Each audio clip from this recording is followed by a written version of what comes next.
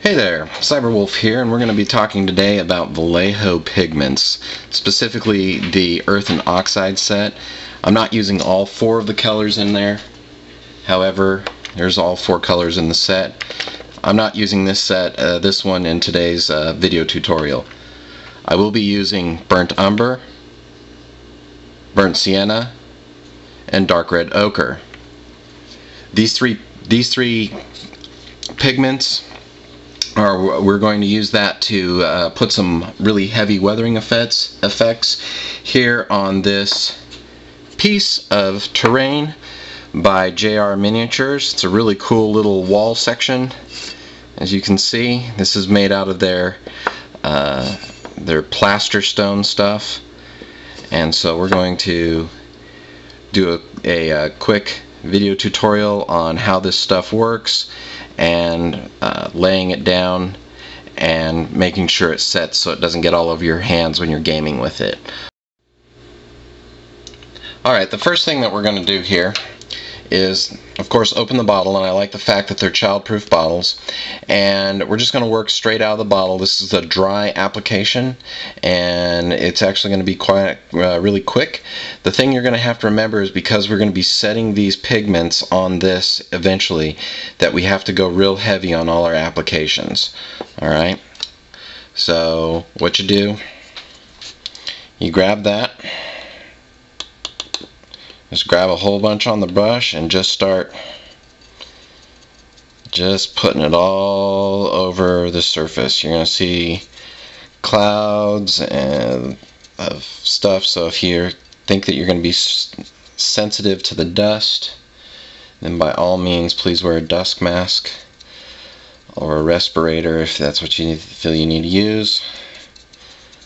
I would probably recommend that anyway. And you just stab it on. Just get it on nice and heavy on this brush, and just stab it on. Let gravity help you out sometimes. If we go like that, let gravity kind of help us with some of it. Just get it on nice and heavy. And that's the first, and this is the burnt umber, and this is your first shade when you're doing this, because you want that burnt umber to provide a nice undercoat. And there that is. I'm going to finish this up, and then we'll go on to the next coat here in just a minute.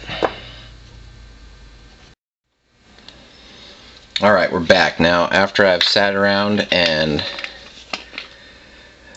stabbed at it a bunch with the burnt umber, we get this effect. Might be a little difficult to see, but I think you guys can get the, there we go, kind of get the feeling of what's going on here. There we are. And so that's what it's like on top. That's where it is on the bottom. Alright, so once we've done that, we're going to now get to work using the burnt sienna, and we're going to do that same stabbing motion that you saw, that same stippling stabbing motion, just right there. Yeah, it's a messy process, but the results are fantastic. So we're gonna fast forward this. I'm gonna do this bit of work here and then show you what it looks like after we're all done. Alright? Alright, well, I kinda got a little ahead of myself and put the burnt sienna and the dark red ochre on at the same time, and so I kind of skipped some steps so that you can see how it develops. However, that's kind of the finished product after it's dry. Alright, and that's kind of how it's going to look. And I'm just trying to hold it by the edges, and as you see where my fingers get, they're lifting it off, so that's why we have to be very judicious on where we're hanging on to it. Alright, now it's time to set this pigment. Alright, I like to use, when I'm setting the pigments on the surface, I like to use a two-part method. My first part is using a 70% isopropyl alcohol solution, just isopropyl alcohol. It's a big bottle of it. You can get it for like $1 at Walmart. In other English-speaking nations, they may call it surgical spirits. After this is dried, we're going to then apply this. It's Reaper's Brush On Sealer. There we go. It's by Reaper. I think you see the number there. The SKU is 9107. I've tried to use some other mediums and other sealers, and this has given me the best results, and you'll see it in just a second.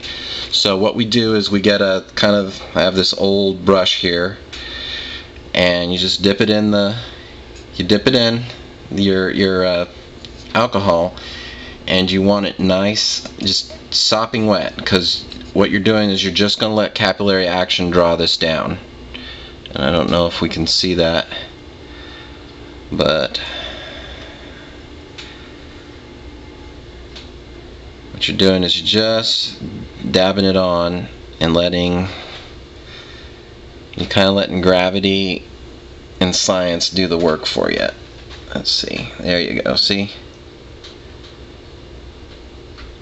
So I'm going to do that, let it dry, and then show you how to apply the matte sealer here in just a few minutes.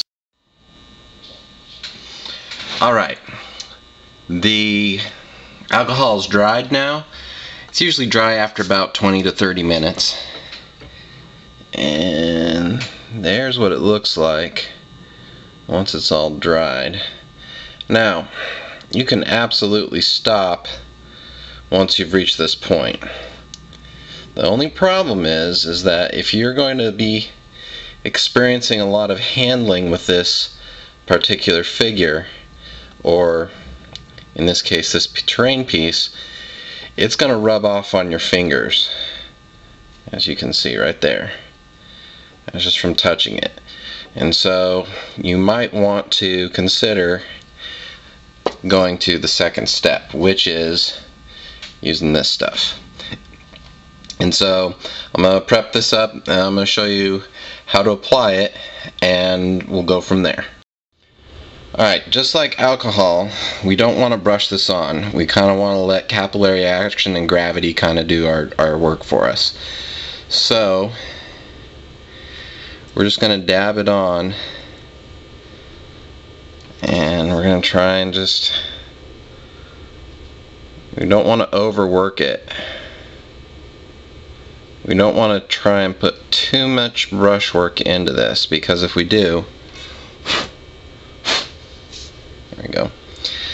If you blow, you can, on this surface, you can get the bubbles to get out. But we don't want too much activity there with the brushing, because then we're going to be brushing off the weathering pigment. And we just want to get this on here just like this. Oops, sorry. There we go.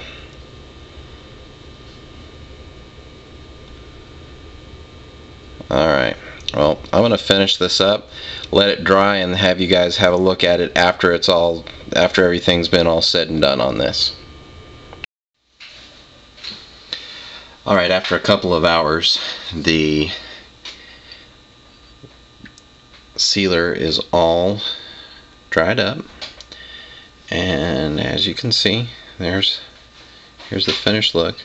It's not as intense as it was when we first put all the weathering material on it. However, as you'll see, nothing. It won't rub off on your fingers now. You can get tons of gameplay out of this. I bet a few of you are wondering why I just didn't use my airbrush and airbrush that on. And that was mainly because I wanted to show the one and most accessible way to everyone, which is painting.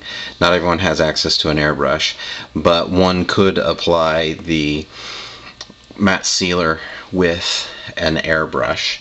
Now, I will say one cautionary note. I tried using Liquitex's sealer and it really didn't do what I wanted it to do, and I had some problems with it and ended up having to repaint a couple of the pieces in these JR Miniatures wall sections.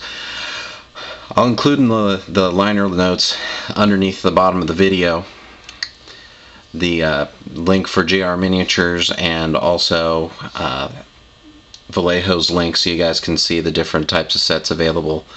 And we'll see you guys next time. We'll talk to you guys next time. We'll do more tutorials here.